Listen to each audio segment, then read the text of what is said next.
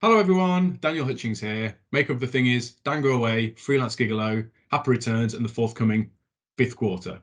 But it's Happy Returns we're going to be watching today with lead actor Markéta Brundova. Don't worry, she always laughs when I try and pronounce her surname too. We're going to be discussing our memories of the shoot. We're going to be talking about what we think of the scenes now and what we think of the thingy as a whole, and how we think making the thingy has affected our subsequent work and what we've done since then.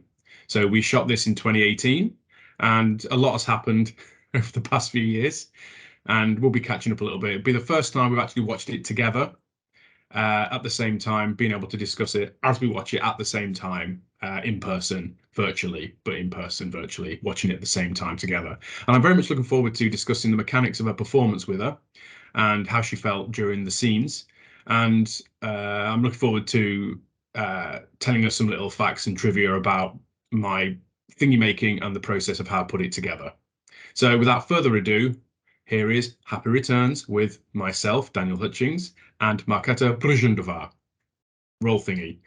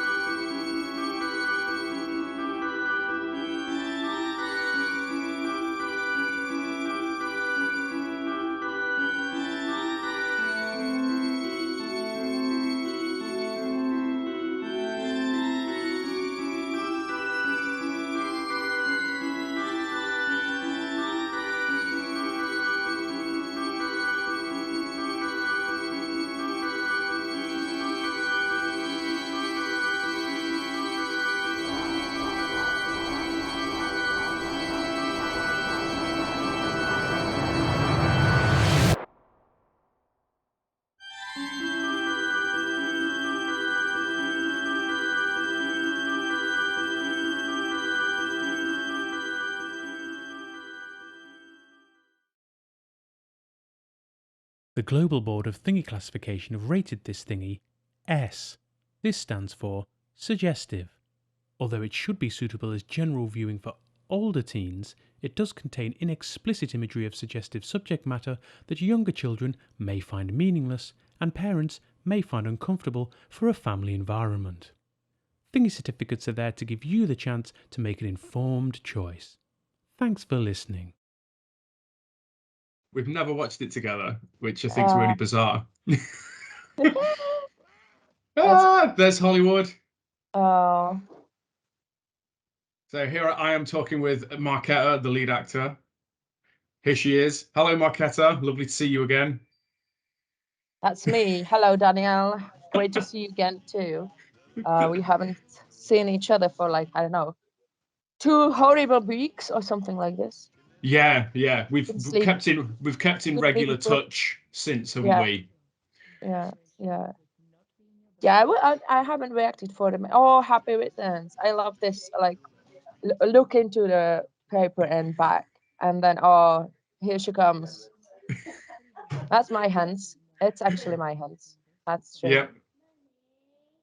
Here we go. Recognize them anyway. Here we go. And that little in this little room doing his little things. And fiddling away. Oh, there's so much. She really isn't she? Dolly's so wonderful. A little bit of Beethoven there. So you have so many blocking positions. And do you remember we did this as it was like the last thing we did, and we had about an hour before you had to leave to go back to Cardiff. And I think we did the third take, but we quickly ran around the house and went, okay, like so. There's a mark. There's a Yeah, mark. yeah. There's a mark. There's a mark. Yeah. And the thing that was really great about your performance, though, is that you made every mark look motivated for the character. And this so you're is going, this is okay, the shall I moment do where it this started. then? Yeah. we just shortened the stairs, so there was a cut there. Because there's a really real difference in exposure with the light coming through that bathroom window. So I had to change the aperture, and so for when we arrived in here, and there's another cut here for the same reason. So there's actually a cut there. So there's obviously far less light and no light in the bedroom. With your on-screen daughter who isn't even there. So you had to act like you were being having a return conversation because Meg wasn't cast yet. That I never met. We never met. That's really funny because she looks so much like me and like you. Like if we talked about it that she really looks like the two of us mixed together. You wouldn't plan it. It's just amazing. I must say that I really loved making this scene because not just because it was like at the end of the week and everything, but also because it was like not planned and I was already so relaxed and it's just it was just really I think this is my most favorite scene in retrospective that we did because it was just what the yeah that's exactly the mood. That's exactly the yeah, okay, fuck it all. I don't even yes, look at me, Jesus fucking Christ. Yeah. Yeah. It was definitely the trickiest. So that's why I left it till last. But I also knew if we showed the geography of the house in something that looked quite intricate, then we wouldn't need to show the geography of the house again for the rest of the thingy, and we'd have a lot of latitude as to what happened in what room. Because we'd seen it all. So one relaxes the audience that there's been a bit of cinematic consideration into what they're about to watch, and also they can see the entirety of your character Emma's world. So this is all the space she lives in, and it's really weird watching this after the COVID lockdown because before it was like, oh yeah, this is this like absurd story about this like mother and wife who never gets to go out, and then we actually screened it during the lockdown, and the people that watched the online screening were like, I could so relate to that.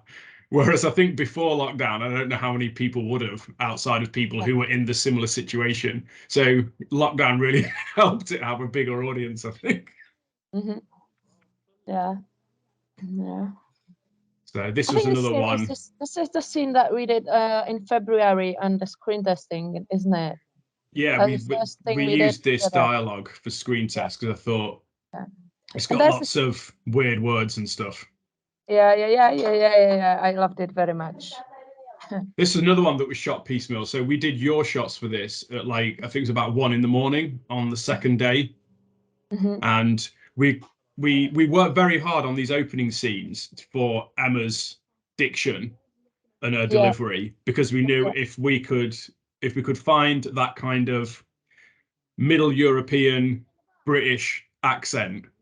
So we didn't want it to sound British, but we didn't want it to sound like it was someone who hadn't lived there very long. So we really worked on hitting the S's and the T's, didn't we? And so we'd go line by line and think, okay, so what's the delivery for the diction, but then also what is the delivery for the character and the story? Yeah. So I think think this was probably the most meticulous we worked on the specifics of what they were saying, and all the reverse shots were shot with Meg after we cast her. So I think this is the Tuesday or the Wednesday after you went back to Cardiff. So you left on the Sunday evening, and then I think I cast Meg on the Monday, and I said, "Can you shoot this week?" And she's like, "Yeah, I'll shoot Wednesday." So I'd reviewed all your shots, and I knew my shot construction, so I could shoot to your performance. So if I wanted a certain reaction, I could cue them. But it's so funny, this bit. Yeah, it is. It's so irritating. Didn't you say that when your friends in Czech Republic saw it, they all thought that the Leo character was really great, and they thought that Emma was really stuck up for not liking him? That was my quite often reaction. A quite common reaction of my friends because they were all like, "Oh, he's all fun and games, and he's like good with kids and everything, and you know, who the would you want?" And I'm like, first of all, it's not me, it's a character. Thank you very much. And then And then and I started being an advocate for Emma, because obviously there are loads of things that are in the everyday life, and then we like talked about it, because I don't know, it's maybe if it's like the approach of to a family life, that you just can't have everything, or what if I could. Yeah. I mean, like there's quite obviously nothing going on for Emma, and she's obviously stuck somewhere she doesn't want to be.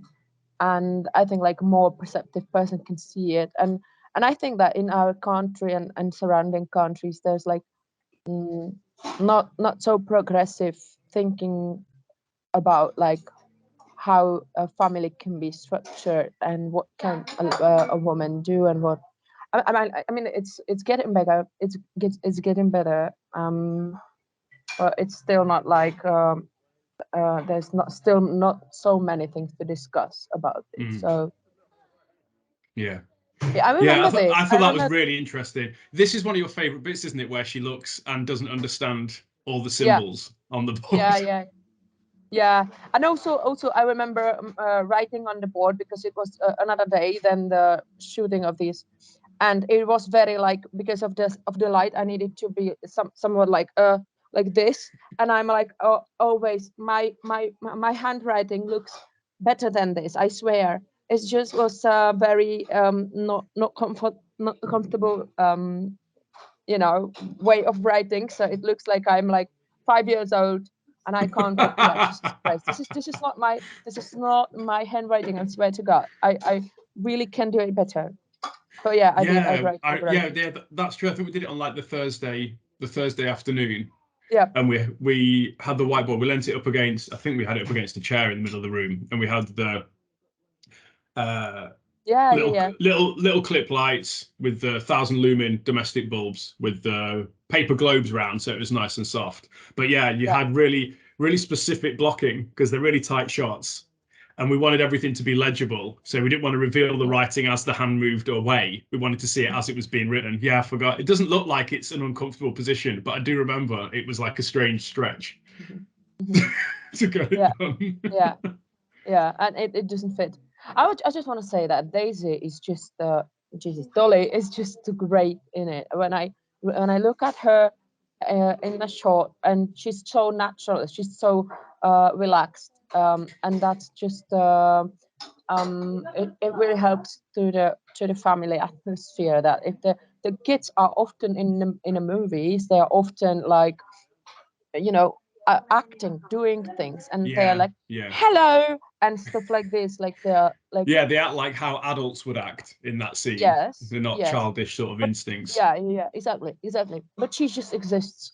She just is there in her living room, and she's very like spontaneous, and it's also great in the scene with Nana and Grandpa later. But here it's just, that was one moment, like, I don't know, 5 minutes ago, when she just sat there and she was like, yeah, she's like stroking the radiator a little bit, and then she kind of just like niggles her sister like idly, and she's going, shut up. It's just shut great. your face. Shut your face. You can't shut your face. And this is the look these looks are so great. These were other things that we really discussed a lot about, like how is she gonna? There it is. So what's that?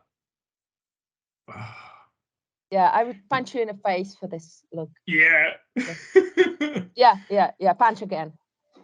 You really must have spent a lot of time considering how you felt about the character and building the character before you arrived to actually shoot, because there was very little sort of corrective work for me as the director of the thingy, where it'd be like, oh no, she doesn't feel like that in this scene. All of it was just minimal notes of like slightly different angle for the blocking, or like slightly different position for the eye line. But you totally had all that down when you arrived.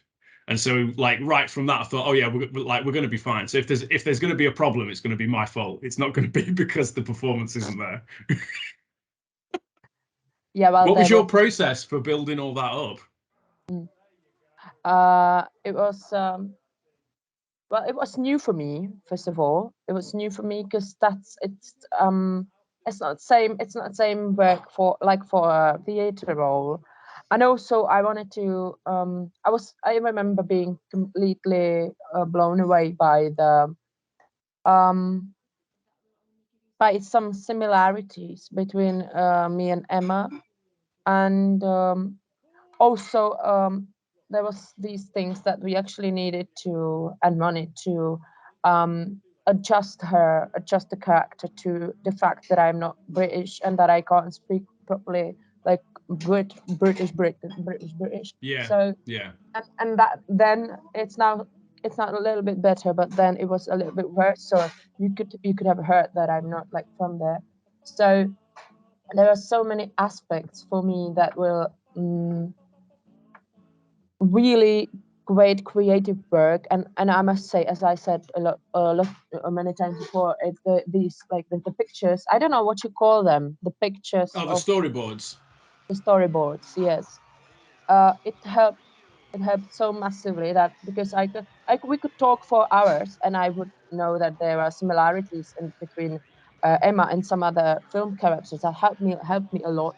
But then there was these pictures, which helped me really to um, build the situations.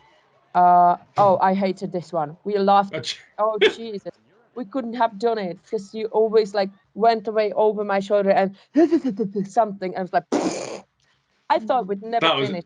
Really, yeah. That was really late. That as well, wasn't it? I think that was like the. I think that was the second night. I think it was the last thing we shot on the second night because we needed yeah, total black, yeah, no fill light whatsoever, and the other thing we had to schedule around was when you were going to look glamorous because uh-huh. you have routines with your hair, and we needed bits where it was all lank and flat. We needed bits where it looked all tight, cold, and glamorous, and we needed bits where it looked like you brushed it all out to look glamorous. So Yeah, we had yeah, to schedule things. So I think because we had the curly head thing later in the week, so we think we did have the hot rod bit on the second or third night. So you'd washed it, brushed it out, and then you would have 2 days before you could wash it again, yes, so it wouldn't get too dry. yes, yes, But exactly. that was an absolute laugh riot, that shoot. Yeah, It's always hysterical, the thing of a character revealing themselves over someone else's shoulder yeah, because they're invading their personal space. yeah. I You loved know, it. so even when she's fantasizing about something, this guy's Yeah, turning up being irritating. I love you, husband, and fuck you. Yeah, yeah, This was yeah. the first thing we shot, wasn't it? Yeah, this was the first thing we shot, and I remember that I almost have thrown up from all these cigarettes that we did it for quite a long time, and I was like, I have no problem with smoking cigarettes. That's okay. And I then I know, had but like nine in the row. it was not 9, it was like Yeah, 3. it was. I tell It you what, was. though, we were because we didn't know each other very well yet. We were both lying because my camera wouldn't record sound. There was some problem with it recording the sound because I'd send it to get repaired the weekend before, and I got it back, not had a chance to test it. So you were going, "Yeah, I'm fine smoking loads of cigarettes," and I was going, "Yeah, the camera's great too." And I figured out a different way of capturing the sound Yeah, but by recording onto a I actually different device. I actually didn't know I was lying because I thought that I would be able to smoke a lot of cigarettes, but I wasn't. So I was not lying. You were lying. Yeah, I Thanks was for lying. clearing that up. But yeah, these are brilliant as well. I could see from the different frame sizes that Mhm. you had total understanding of how to make the performance land depending on how close the frame size is. So we've got these really tight ones later on where it's just your eyes, and there's these really Yeah, small little inflections and gestures in your eyes where you kind of like here like kind of like leering and smirking. yeah, that's true. Because I remember, because it was just the first time we did something, and I never did like this kind of shooting. Ah, And I was like really confused. Why do you bloody need to shoot my face so many times again and again? But it was not like I'm angry, but I was like, what is he shooting now? yeah, Because I was not like able to imagine how close the close up can be and what is actually happening, like one shot after another, and how you are getting closer to the mind of Emma, whatever. yeah, Um, yeah. so I remember this was like Okay, well, I trust him, but this is a bit weird. Yeah. It And was also, definitely. I saw, Oh, sorry. Carry on. no, I just felt bad for smoking in your bathroom. No, that's all right. It's just you've got to do what you got Great. to do to get it done. But Yeah. I thought it's important that there was something private that was illicit that she felt like she shouldn't be doing that was still relatively banal. So nothing that's that kind of like Yeah. transgressive. I think like that was the scene we shot the most amount of angles, the same action Yeah. from the most different positions. Yeah. Because I just wanted to have that as resetting after all the madness and the lunchtime, the breakfast time. I wanted to be able to reset so we could Mhm. come down again and then build Emma back up as to who she actually is through. So Yeah. we reset and then we have memories and nostalgia with there's Ellie Murphy, who's been in all the thingies so far. I love her. I love her. I She's really love her. terrific. Yeah. So it's like she could hype a dead person, really, I think. I really love it. Now, I think it was funny about this match cut. So you would cut to you in your uniform. So I think we did it over, there's 2 days in between because of the hair situation. So your hair was tasseled when you're in Yeah. these shots. And then we cut to Yeah. Nathan, who's playing Liam Russell, and you're Yeah, in your school that's funny. uniform. Yeah. So we shot this in the same room, just with a black backdrop and some soft lighting. Nathan's in Freelance Gigolo as well. Yeah. But yeah, So there we go. nice smooth hair, and then we use this to go back into the VHS. Yeah, and you didn't tell me about the hole in the sock. I will never forgive you. It's character. It's terrible. It's terrible. It's terrible. This TV is actually a TV at Rose's mum and dad's house. So I Okay. matched the framing. So it looked like you had the eyeline, and we did this little behind the scenes stuff. So that's Nathan's mum just behind him, and that's Rose's hand coming into frame in front. Yeah. And they Yeah. masked that and overlaid it on the television. Mhm. So I really this love is how it's like he's also quite punchable in the dialogue, I want to say. Like this was I'm this was famous. another, but that was a character thing, wasn't it? Because you had different eras of Emma that you had to construct. So what is Emma like when she's in her early teens? And you worked at you raised your pitch for the delivery, you talked a little bit faster, you were more gigglier. And so you didn't just construct one character, you were constructing sort of 4 different periods. So it's essentially four characters that all have to And have a that was real continuity. fun. Yeah, that was real fun because there was always something connecting these characters, obviously. And I mean, like, it visually really helps that this is the memory ones are colorful because you can actually see how, and we talked about it many times, and I that like actually the life before all this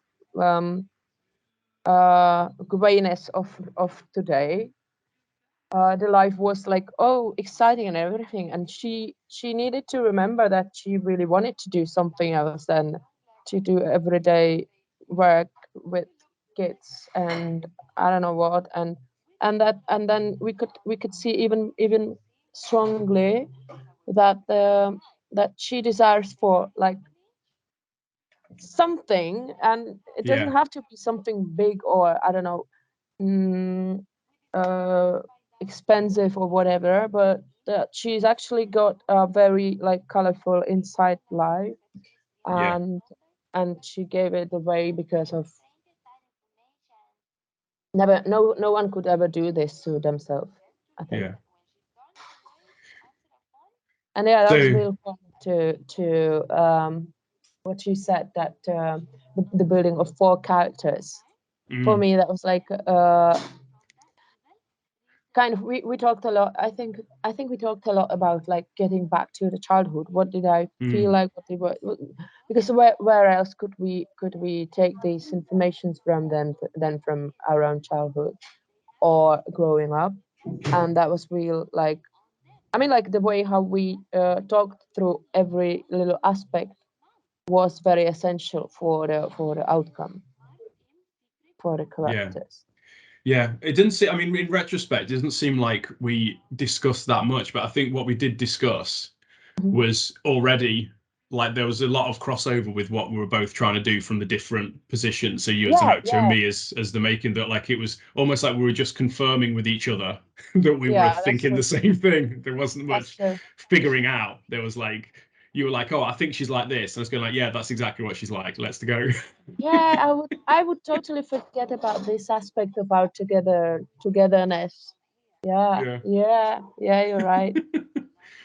I'm not really very good in remembering things. Oh yes, you are. This sequence is inspired. My sister was a massive Take That fan in the 90s, so it was pre-digital social media stuff. So she somehow managed to find pen pals that were literally all over the world. So she had pen pals in Japan, in like all these places in Europe, and she'd arranged to meet them at shows when they went to shows in the UK. So they'd meet at a certain entrance, and they'd write these massive long letters, and they'd add to the letter a paragraph, and they'd send it on to the next person. So they'd have these big long letters, and she would they would have a stamp. They would have a cheat with the stamp where they'd cover the stamp in sellotape, but then sellotape it onto the envelope so the next person could reuse it. And the Royal Mail got wise to it and actually came and knocked on the door and said, you know, can you stop doing this with cheating the stamps, because otherwise you're going to get in trouble. Oh, that's sweet. That's sweet. But I love the idea that all this. No, we can't break the rules. Absolutely not. Don't do that, anyone. We could just send emails now anyway. So the thing I really liked about this is the length of time that all this happened. So we used the date at the bottom left. So like this one letter, the dates are shunting on. So it's taken months and months and months for all this to happen. And we increased the frequency of cutting between them just to keep the full momentum going. But all these wonderful people, I think only one or two actually live in the UK. Most of them are from other countries, and the same with Leo's clients later on. And I just put an advert on Star now for that these characters. So I called these are called the Liam lovers, and they're the fans around the world, and the other ones are Leo's clients. And it was just a short character brief of like, you know, you'll record the footage on your video phone on the bed. If you're comfortable with the footage, you can send it to me and I'll use it. And then record the audio of you reading the script. So all of this is put together completely remotely, which before the pandemic seemed like a really cheap and crappy way to do it. And I think now people will go, oh yeah, that'll be a really good idea actually. Yeah, but you were ready for the pandemic kind of work, so yeah, it didn't really slow thinginess down that much really. It just took a little bit longer to have an in-person screening for Happy Returns. But that looks like a big poster, but it's actually about that big. And I just used pinheads to look like drawing pins, thumbtacks. So the scale would make the people think there was a big, huge poster. So it's actually a miniature. I know you gotta cheat it, you know. I love it. I love it though. Also, I wanted to say that there's like there's the date in the left corner of the screen. It says 99. It's actually the first time when we have some time, like information about the time. Where are we? Isn't it? So yeah, that's also because they're kind of like I wasn't too sure on the specifics. But I think I did do some maths, and I thought, right, if she's around mid-30s, she'll be young. She'll probably be coming up to teen years at the end of the 90s. But then I thought, but she's going to remember herself being more innocent. So we decided to play her around 12 when she probably would have been the latter end of teens. But I wanted to like still her remember herself as innocent. And then the wonderful thing about that is your voiceover drops to the flat, cynical adult one. Oh, you'd probably just be throwing a big pie. You won't even read it. Yeah, I love this line. Yeah, yeah. This is really terrific. So that's your hand holding the prop with a green screen behind it. In this actual position, so that the light matched. And so we shot it with just the table. Then we put your hand in and put the green screen over the table. So when we put it together, it just matched seamlessly. and then we could put the flames in the background. And again, those envelopes are tiny little envelopes like that. So the pile of letters is only like this big. But because we've got hands holding a big A4 one first, the eye is being told that they're actually really big. So these are all your actual family photos, aren't they? With your brother and that's me and my brother and my cousin. That's me. That's also me. That's not me. So this is Emma's box of memories. I think this was on the after we did the bathroom bit, and yeah, it is. That's true. I can tell from here. Yeah, it's a really nice little. Yeah, I love this. It was at this point where I realised we'll have to be open to retweaking sentence structure, because the script was still written for someone who was from the area, so it's like written in like northern kind of sentence structure, and that I'm so glad that the one no time like the present was like, it's like not an especially easy sentence to say anyway, but it was the tut in time and then like the present, so we were trying to find a way of where it wasn't going to be no time died the present, because it just sounded like does, and I was like, yeah, we'll have to read each scene before we do them and hear them out loud. Yeah, it's funny because I wouldn't suppose that it could happen, but that's true that it happened a few times during the shooting, that there was something that I was unable to pronounce, not only because I was kind of a bit nervous or something, but also because I was as you say, some tiny little letters that were just together, because in Czech language we need to speak very like it's a quite hard job to pronounce everything. But in English you just whatever, you just connect everything to one big fat word. So, and that's what I wasn't unable to do then, and maybe it could be better now, but still it's not like I'm somebody from Manchester who can speak like or Scotland or something like this. So no, your delivery is terrific. It was more like, because we're going for something that was like hyper real, something that's not, we're not trying to be naturalistic. We wanted to have like the phonetics reflected where the character was at. So it was the no time like the present was like this floaty thing of like, yeah, I'm going to cheat my own system now, so I'm just going to I'm going to check this off and then I can chuck it away back in the thing, and I've cheated my own aims. So it was all to do with being character driven, not for saying it quote unquote properly, because it would be Emma's version of English diction and pronunciation. So it was, as long as it served that, it was it was great. But it was like we couldn't find a way of the line floating to make her feel like she was like really smug and like ha ha ha, yeah, I'm just going to straighten the picture and I can move on and watch more telly.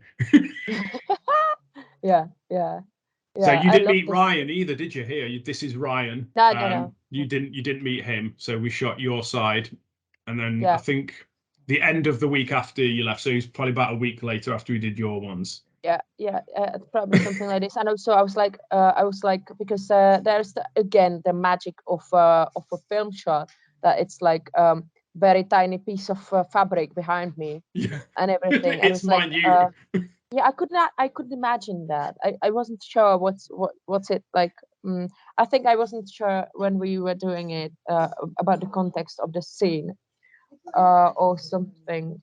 I think that I would have script. This was one bit where when we were shooting, when I thought I haven't correctly briefed where the character is, because we did this another one where we had to do it at 9. I think we did it quite late, and I think I was going like, oh, just sit here, look over there, and react to these lines. You did it amazingly well. It was precisely like this. It was precisely like this, and it's like I didn't have any problem with that. It just when I see it, I'm like, I totally didn't know what was going on, but I went away. What I really love about your performance in that bit, though, is that I think you play to the Audrey Tautou kind of thing we're talking about on these certain fancies where you're like the Amelie thing of like, oh, little innocent girl. Yeah. Here's your favorite guys, Daniel and Alex. Guys. Never forget about these ones. That was really terrific. I mean, like it's just they are so great together. And you look at them, and how he's like always out of the. Oh jeez, yeah, I that's remember great. when we were on the day, and so obviously we shot this sequence in chronological order, all the shots in chronological order, and we got them coming through the door, and like Alex straight away, Alex is like going, "Oh, but when are we going to take our shoes off? Because we've got our shoes on outside, obviously, and we're and we're coming in. I've not got my shoes on." And I was like, "Yeah, don't worry about it. We'll just cheat that, Alex. If people are worried about the shoes at this point, like they've already not bought into it, so." We just assume you've just slipped your shoes off on the walk through. It's not an issue. Yeah, I was so stressed about it because there's so long lines and everything, and it's like all these things. I was so stressed about it, and I didn't believe I could do it right. And then when I watch Happy Returns, this is my most favorite one because it's like I was so nervous about it, so I was so prepared that it was like, what the is wrong with you guys? So it's got this vibe of and I remember us doing it, and it was not easy and stuff, and they were all laughing, and Alex was laughing about this what was that the dictionary or something like this. the main sticking line was we're not here to reduce the level of promiscuity, and then Alex had to say our job is to increase it, and he did a little eyebrow raise, and then they had to stand up, and every single time everyone cracked up, and I think it took us about half an hour to do that line. That was at our least efficient. But the thing that I love about this, and which you really made work with however you felt about the scene, is it's the first time she's defiant. It's the first time she stands up for herself, so you really think, this is, whether this is a fantasy or an actual thing, like you were actually seeing Emma starting to find her feet a bit. Yeah. She's going like, well, if you think about it, it's kind of a ridiculous idea. Yeah. And again, how it works to the film magic, how it works. Well, like we were shifting with the sofa through the room, so it looks like she's looking through the heads, and then because they were not sitting like this, they were like sitting on a very small sofa. It looked so that was so funny, and they have to shift a bit, and then be in a very uncomfortable position, and it looks like very very very comfortable and everything, but I remember them sitting like, okay, and you need to shift your your shoulder back and everything, so it looks natural, and they were like, yeah, that's very natural. I remember that. I'd forgotten about that. Yeah, because I had my camera in one hand, and I was like shifting the sofa around with my other, and then like I was going like, so then it would sit them down and be like, Alex, lift your left shoulder like a few millimeters. Daniel, put yours down a few millimeters. Yeah. But then when we did this bit was just when it went off and everyone lost it. Great. Yeah, totally. And then there is the last moment when I'm like totally almost pissed my pants, and you actually shot it, and I didn't know you actually shot it, and you would put it. And there's two moments actually in Happy Returns. This is the first one, and not this one, but and I didn't know you was gonna like put it there, because it was just what the fuck. I just freaking was shocked. And that's the moment. This is the one. Yeah, that was genuine surprise, wasn't it? Yeah, and you stopped it right there. You even stopped it, and I'm like, yeah, Dan, that's very funny. And then there's the second one. That's actually our dialogue, and there's the moment when kids and granny and the grandpa come in, and I'm like, and there is a brief second moment when I'm like, and breathing in to shout some rude words, and it was just me already joking after doing the shot, and then I was watching Happy Returns, and I was like, are you kidding me? That's really, and it worked, but that's the magic of unplanned things. But that was just a little thing that I just happened to find when I let the take run, and I thought it's like she's fantasizing lunging for him. Yeah. But yeah, because we were having a running joke with that bit, because it was the two shots was going back and forth, and that was the first. So this was the first stuff we shot together, So a dialogue back and forth. This scene was actually a lot longer, and my character sits down next to you, and we have a back and forth. But it's like that's right. it just didn't work at all. So I just made it a lot shorter. So it just stayed on. It stayed on your character, and just got through the scene as soon as possible. Because it was a really ugly frame, and it was a really crap like non-argument that just took forever, and like nothing really happened, and it wasn't a very good performance from me either. And so I think it works a lot better. So we've got this thing where the guy's just looming, and then you're trying. I think you were quite nervous that day.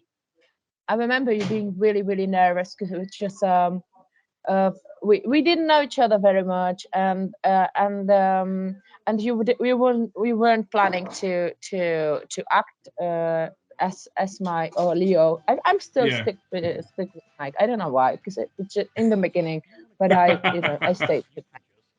Sorry, Leo. I think the main thing about that was that I didn't feel I knew the character, and I realized that how it was written is not how the character should now be, now that I'd actually seen Emma with shooting you in the few things we shot before. So we went out to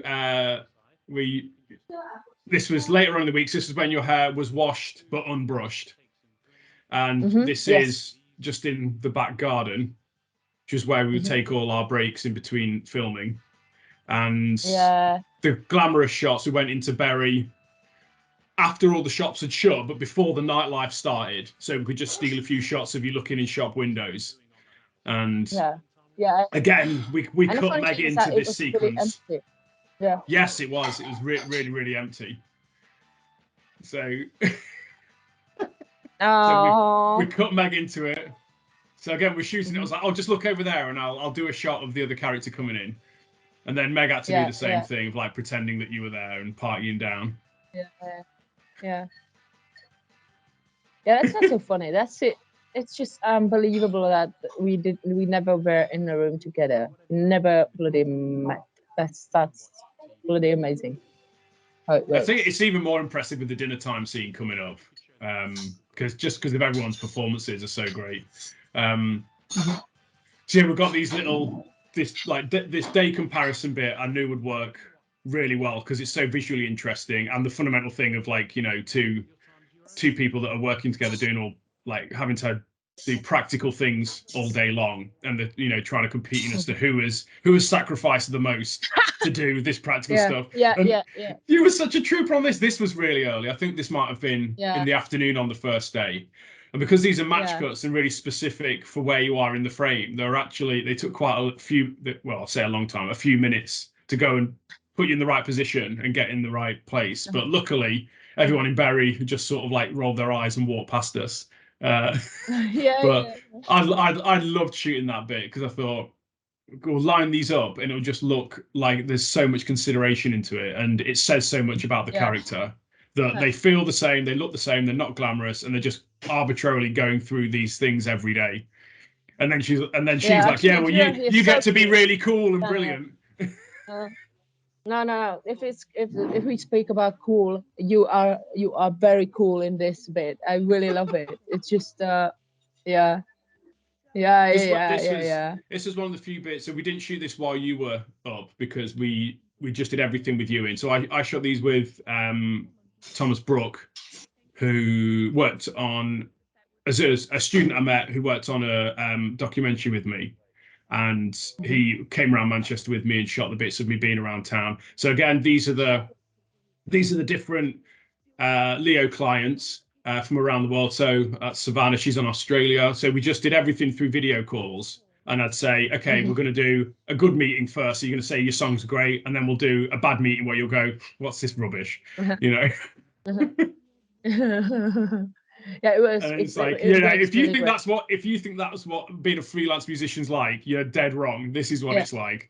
And so we tried to do a similar thing of these match cuts of just being center frame. And so this I shot the Saturday, I think the Friday night before you arrived, and I sent you the frame to say like, to go like, we've already started. Don't worry, we're in progress. And you're going, oh look, I can see Leo. I can actually see him. So that's Lewis. He did the musical arrangement on Better Than a Memory. So all the bassoon stuff and all the wind instruments he played. He now lives in Japan. So these are the bad ones. That's Jonathan. He's actually doing the narration for Fifth Quarter, the next thingy. That's Martin. He's actually from Czech Republic. Yeah, I know. I know that the previous one guy, he also did some commentary, didn't he? This one. Yeah. He's on the next one. I also like how the Martin says table B. Yeah. It's like finally some Czech words. I'm all the time I'm there, and then there is somebody Czech saying the only line that is in Czech, and it's bad. Yeah, man. I had to come up with my own bloody language. Yeah. And you can say that bad. We talked for about 10 minutes about what would be a cutting Czech phrase for just like disregarding something's quality, you know, so not even saying it's bad but there's potential. So is there something that's almost like a put down, going like, yeah, that's crap, you know? Yeah. I love these shots. You were so good on these. Yeah, geez, yeah, I loved it too. I wouldn't expect it look so well, but this style look I really like. It's just, yeah. Really nice frames. And again, it's like having a discussion, but we're not actually confronting anything. Everything's in the subtext. So, you know, it's kind of like two people trying to avoid actually dealing with it because they've got other stuff within the day that needs doing. Boring tasks. So they haven't got time to actually unpack anything. Yeah, you can actually, it's just really tough. It's just the atmosphere is like really like you can see they are trying to say something and they are unable to do so. Also because they know that they've got a few minutes to do so, to talk. Yeah. And they are out of practice of talking together. Yes. They didn't do it for some time. And I think that's something that a lot of people who are in a long relationship can actually identify with, because it's like it's getting heavier and heavier, and it's the tiny little things that make it unable to talk through. And then your roof is in bloody flames and you don't know how it happened. So I think this is one of those moments. I'll say, but tell me I'm wrong. No, it's entirely correct. So your delivery of Another Day, I really love, and it's one thing, along with how you pronounce tired in it, like tired. You pronounce that, so he goes, it was just another day. And I thought that's exactly how the character will pronounce it was just another day. So it was just another day. Yeah.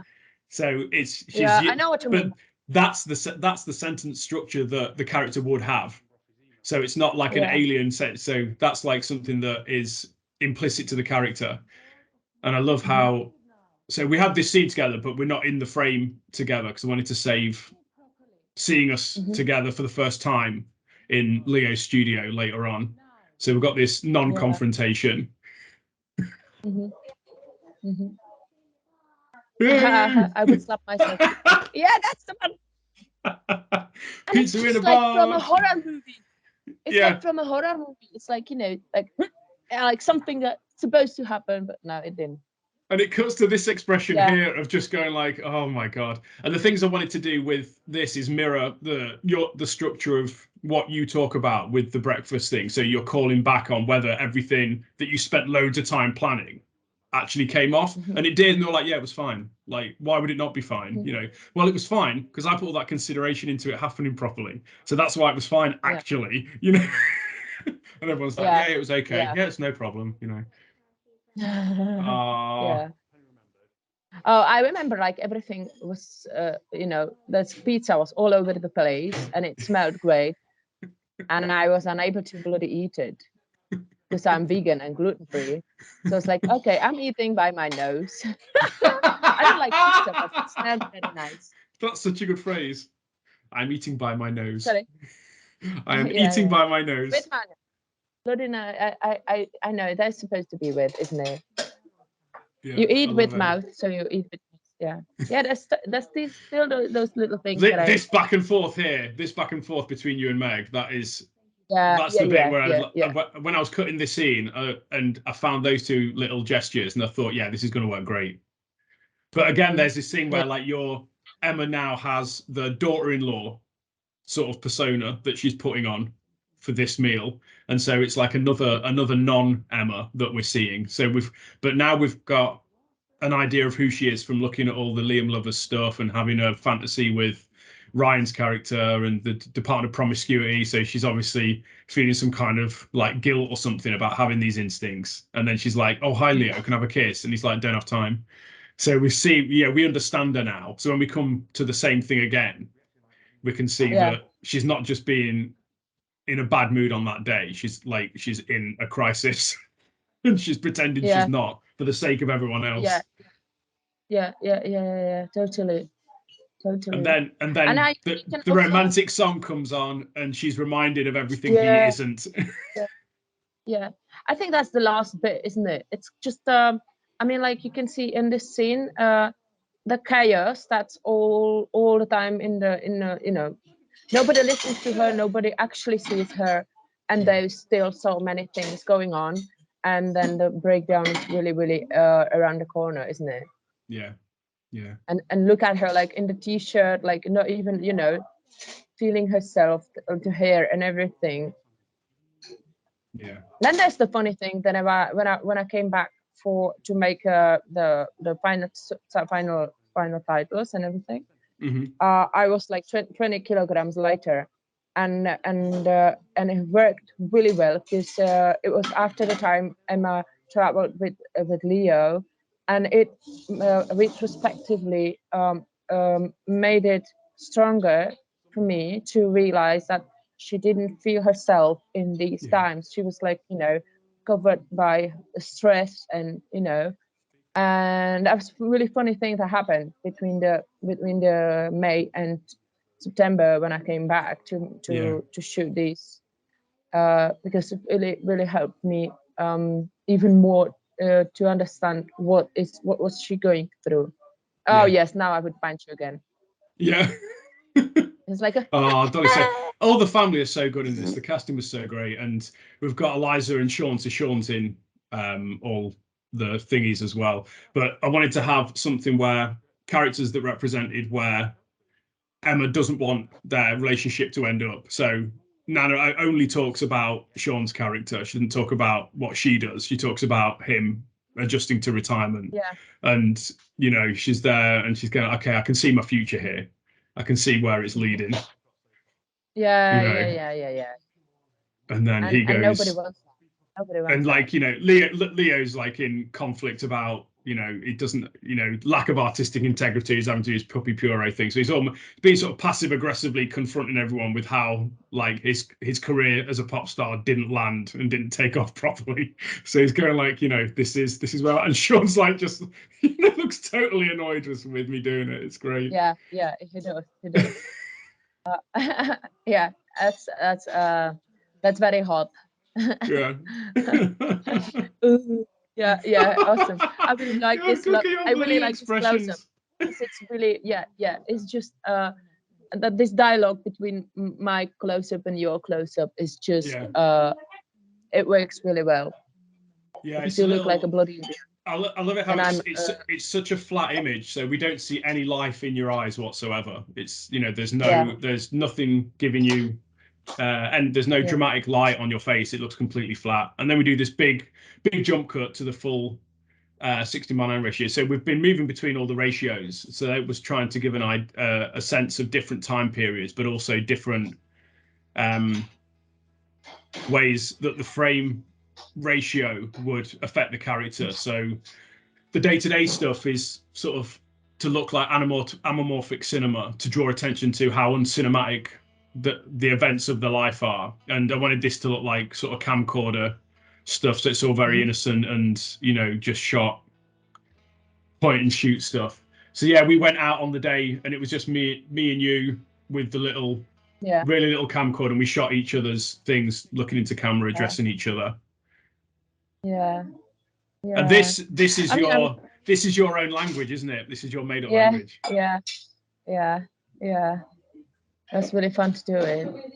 Though I remember being extremely insecure about this scene, and I still am actually. I'm very unsatisfied with how it like this scene is it's the one thing that I'm very unhappy with my performance in. like Really, I love it. like How goofy yeah, it is. I It's know, so great. yeah, yeah. I What mean, don't you like like about it? I don't know. I can't really tell if it's because of the language or I don't know, but it's just it feels like I'm as saturated as the colors. And all the other scenes for me don't feel this way. And this one is like when I was, because when the language is very strong bearer of the character quite a lot. And you can see it in the Czech movies that there's not this light vibe, because their language is very complicated to pronounce. And so when I start with the different language, and then when I have this I don't speak English, it instantly got me to the sort of like a robotic way of performance, I think. But I could have seen it like retrospectively. So when I was in there, I wouldn't even feel like this. But when I watch it, I'm like, yes, that's exactly what happened. Right. Yeah, I see. Yeah. I love it. I think it's great. I love it how, again, your character's remembering yourself like innocently. So you probably wouldn't have been that goofy at the time. Like if we were shooting that as a straight scene that's happening in the present, your character probably wouldn't be actually acting like that. But you're remembering yourself as being more innocent and more sheltered than you actually were. Again, you got I love the way you've performed with how you look at Leo in these scenes as well. So this is another one. We're creating the space with the frame sizing. So the first shot of us overhead, we're just lying on the floor and we've got the camera on the tripod pointing down. And on this one, you're actually on the bed, so the camera can be lower than you to look up. But I gave you the eye line so that it looked like it to the eye when you're watching it. It's it's logical visually. I love you doing the reading out of the astronomy facts, which we did on the day, didn't we? Because you were practicing. Because I was rehearsing the character's innocence. I was waiting for you to set it, and I was getting to the situation and just reading it out loud to kind of keep the vibe or something. And again, this is the third thing that I didn't know you would put in there. But it fits in there greatly, because you're like, I'm reading out loud some interesting facts from the book, and you're just blah, blah, blah, blah, blah, and it's really like, it's got so romantic and so like cute vibe, this scene, because it's even, I think it's even more, this is the look that says more about what they had than if they would, like, I don't know, dance together or something. This is the kind of intimacy that doesn't need the physical contact or something explicit. I mean, even the how it goes one over it, it just works. It just works really well for me. And also, again, you look really, really cool, like the guy from Oasis. The thing that's really good about this scene is it's what they don't have. So this is her fondest memory, is not doing all the partying stuff. It's that they had moments for inspiration. So there was moments for songs to come to him. There was moments for her to ponder the infinite when thinking of stars and, billions of things developing over billions of years. Whereas her life at the moment, she's thinking minute by minute, and there's no space for anything else in the structure of the day. And then we're back to it, and this is the direct result. That's like you were heartbreak. slapping the face. That expression right there is literally the moment where her heart breaks in this film. Understandably, I would say. Yeah, I agree. Definitely. We're definitely feeling it, feeling exactly where she's at. And then we go back and we're just reminding of the levity. Because we were going to shoot this scene at night and actually look up at the stars. And because there was so much we needed to do without sunlight, with all these sort of makeshift sets like the purple curtain and Leo's studio and the kitchen scene without any daylight in, so we could do that lighting change. I had to figure out a way to have a legitimate reference to the stars, but during daytime. And then I remember I had this photography book of all different galaxies and superstrips that were taken from like the Hubble telescope and things. And I was like, oh, okay, yeah, we'll base it around that, and they're in a hotel, and I'll see if I can find. I found a little stock footage thing that I think matched the situation. Oh, we are now at the moment that you got on sheet on your T-shirt, isn't it? At the moment, that's the T-shirt moment. Yeah. I think that this is when, just before you first think of Hot Rod. So yeah, we haven't talked about Hot Rod. So Hot Rod was that first digression was actually going to have a whole dance sequence, and I spent like 2 months storyboarding and choreographing this dance sequence, and I just couldn't find a dancer that would do it. So I found some stock footage, and I did the overlay on your eye, and I thought this is better anyway because we need to stay on you. So this was one of the big revelations, was when we started shooting, and especially once I started doing the editing, I realized there shouldn't be anything that takes attention or like puts the focus away from how Emma is feeling or what she's going through. So as soon as we start doing that, where it's counterintuitive to what the film's about, because we did have. I did plan an animated opening title sequence that gave you Emma's backstory and how they met and everything. And then I realized, aside from it being a load of work, I realized we just need to see Markéta as soon as possible. So we did like a few lines of the song with the letters, and it's like, right, okay, now we see it. Now we see Emma. So yeah, we worked really hard on these match cuts, and this the shower stuff and these shots where you're in your swimming costume, but we can see your shoulders, were the things I was most concerned about, because I wanted you to feel safe and that you could perform the character, and that's what we were doing in that scene. Because obviously you've come from Cardiff and you're in in the shower, and I've got a camcorder. It's naturally like, okay, is this turning into something, or is this actually a project? You know, so I asked Rose if she'd be in with us while we did the shower stuff, so that you definitely feel comfortable. And I think we did it relatively early when Dolly was still up as well. But I think the difficult thing for you, I think, was we had to do it with cold water so that the lens wouldn't fog up. I think that was the least comfortable thing for you. Yes, exactly. Because you were just like, yeah, it's fine. I'll put my swimming costume on. I'm not bothered, Dan. It's fine, you know. And then they were like, it's freezing. Exactly. How long do we take? Yeah. And we had me and Rose had a whole discussion, and you and Rose agreed on it, about no one puts their head down under the shower to look down, and you were going, and it's really cold. Do you remember? So the Emma's looking down, and the shower is going up on her head and running over her hair. Yeah, nobody does that. Yeah. Yeah.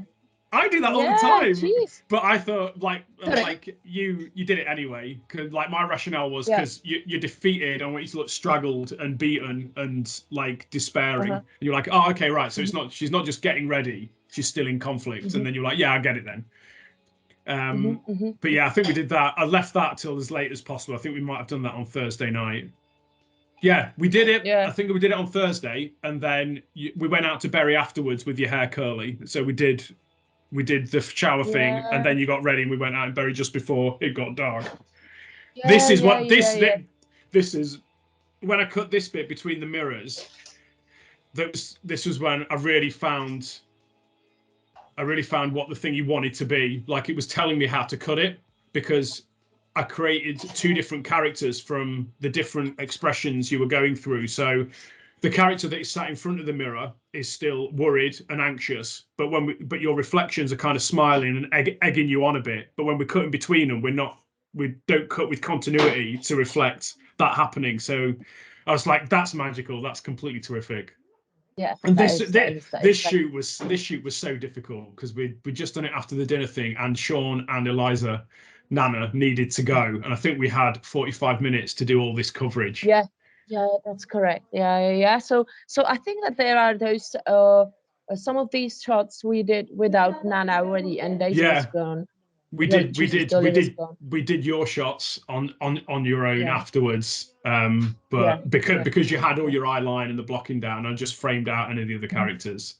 But it was a little tricky to edit, because we had you put your coat on in the close-up, But there was anyway, I can't remember which shot it was, but there was something where I didn't have you putting your coat on.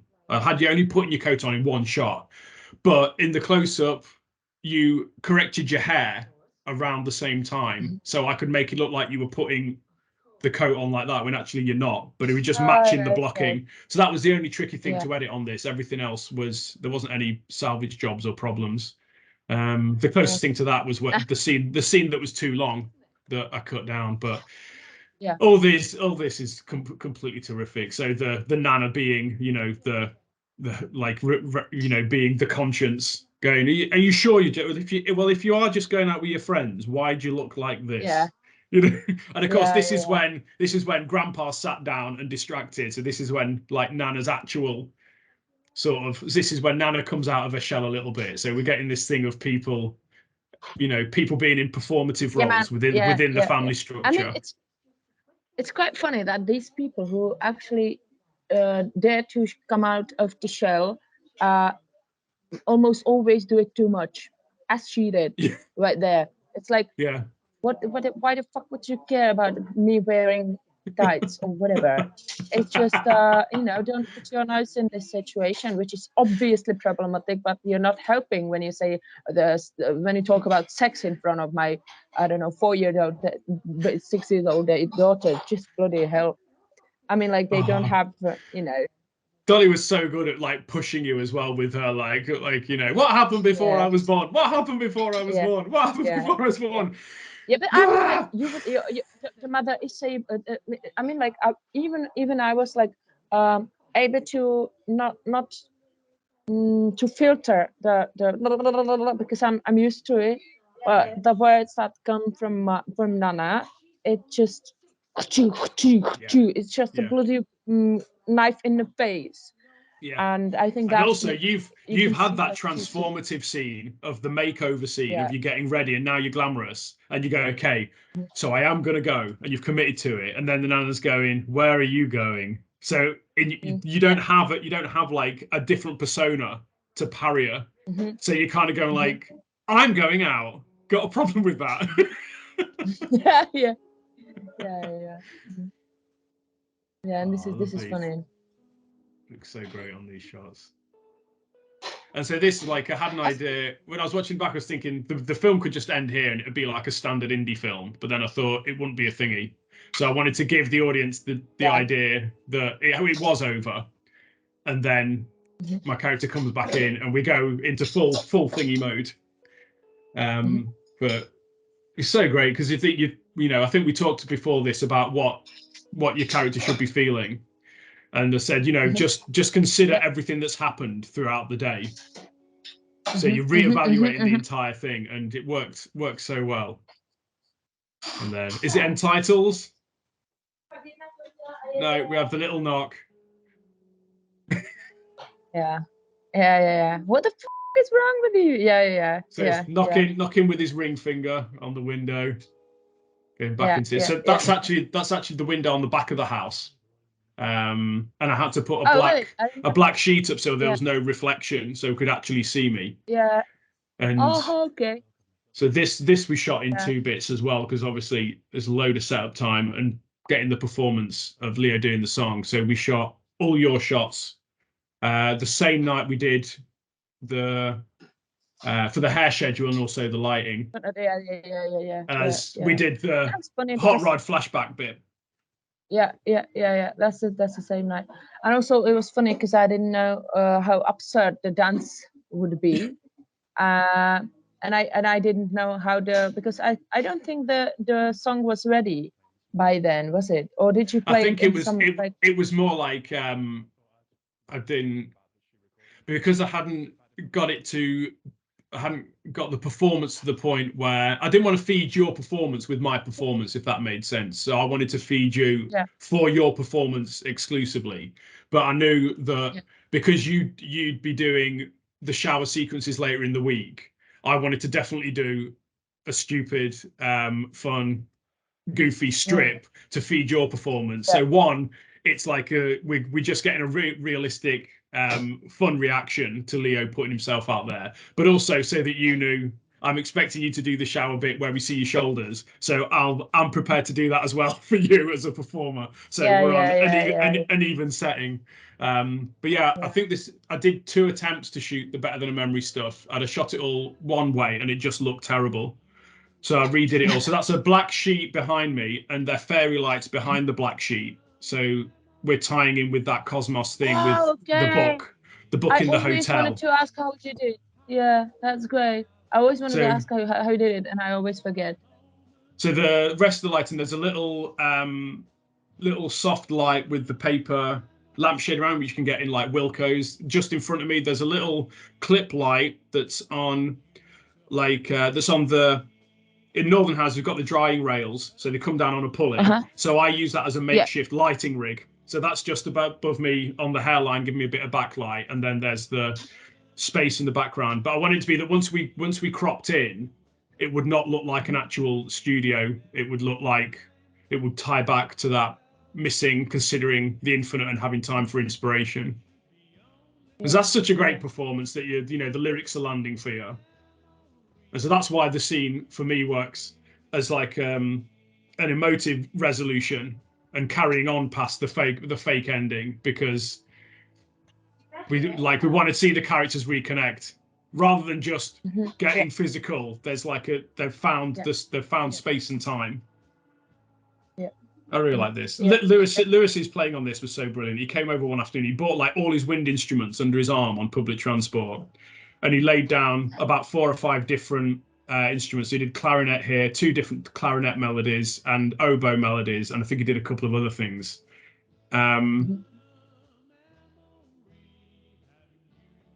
It looks great. It really looks great.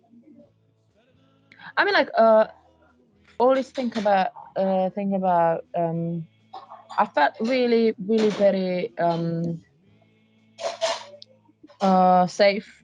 It was not like, for me, there was not a second when I would feel like threatened or something. It was really, really nice, like, process and everything. And I felt subconsciously how you did everything for me feeling like safe and not like it was really, really great thing to go through with good.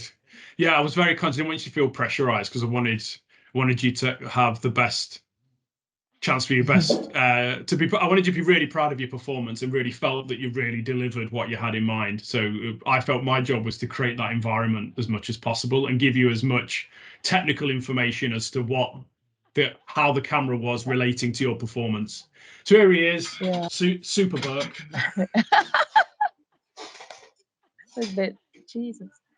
So this was a difficult cut. So we cut from two different shoots there. So we cut from me jumping towards camera, me landing on you in the normal shot, and then we cut into this wide. So we call back to the shut your face. We roll out a frame. So you're on top, your character's on top, and then we roll credits. So Markéta Brundova. Some guy. Yeah, Daniel Hutchings. Daniel. That's what in Paris we say Daniel. But she's so great. Oh, Dorian. And Sean's language, it's just it's so funny to me. It's just one of those accents when I'm like, oh yes, give me more. That. He's such a chameleon as an actor as well. It can be like Gene Hackman, or it can be like the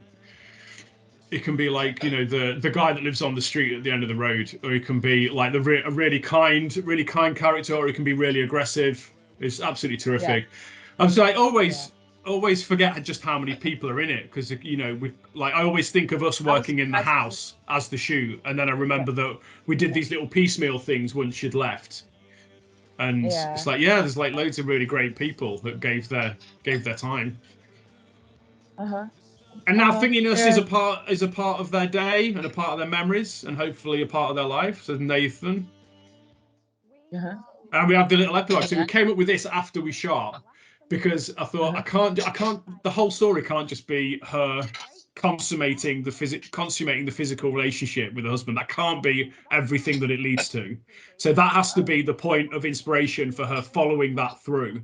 And so we had this idea that she rejuvenates Leo's career and becomes his manager, and they take the family all over, and so the daughters see her as a working person that everyone knows and wants to speak to, and has power and control, and so that feeds on what they expect in their adult life and everything.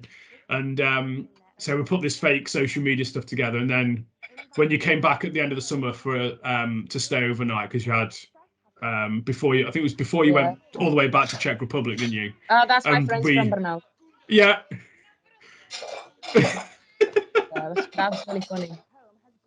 That was terrific you got them to do that. And yeah, because you shot a few things once you got back as well in different venues, didn't you? So it looked like you'd actually been to these different places. But the last little bit I think we did when you were here still, where you're talking about problem solving. And so, to me, it made sense that she would become a bit of an influencer and be someone that's that my people... Mom. Is it? I didn't know it was your mum. I thought somebody worked at the venue. Yeah. No, that's my mum. And we did voiceover of that shot of the family. So that's not actually you shooting that video. We did that when we met with Meg for a coffee one afternoon. And she meeting all these great people and like, yeah, Emma's super cool. She's great. We love her. And this is the stuff we did about... She understands the importance of time and what you do within it, and that just doing the prerequisite is not where you finish. You just do the prerequisite, and then you can be something more than what you thought was going to happen in the day. Yeah. And look how I love how emotive you are, because you were talking about you've had that time to reflect on the character, and the character is now emotive, descriptive, talking in the moment. They're not considering and then speaking. And so we call back to this thing that, like, it's a little joke that they go through this relatively regularly. And we see the phone, they've left the phone in the background, so Hot Rod's a thing and no more. And so it was like all that, she's had that future memory while she's been inspired through like physical expression of love with her husband. And that is Happy Returns, which is an amazing thing, I feel, to have as something I made, but to also have as a part of my personal life and my family's life, and like a common memory for us as a family. Because also Rose was pregnant with Sid, our second child, throughout, so it led into that. And also they all know you, and they've all that you came to stay with us, not just me. So they all like we like keep them updated on what you're up to and stuff, and love hearing about how everything's going. Really pleased for your engagement. And yeah, so it's thingy making is a part of people's day-to-day existence. It's not something that's separate. You go away and shoot, and you leave your life and you leave your family. It's like these little incremental things that feed into how you feel about yourself and your life, and they're inseparable. They're not two different things. That's true, and that's one thing I wanted to say when we were talking about approach to the actor. That me as a director, when I do a theater, like author theater, there's also one of these things that we're really talking about a lot, because our approaches are very similar, and our kind of approach to the creation, as you do it, like in your life in general, like with everything you can put into it, and that it's just surrounding you almost all the time, and there's the passion, there's the caring aspect for the actors, and that you have to create the environment for them to be able to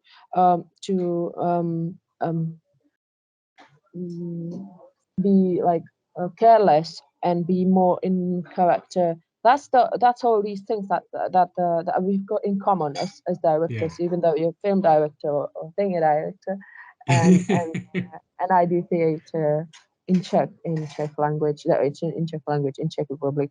So that was also an aspect that was really interesting to me, and that got me right there.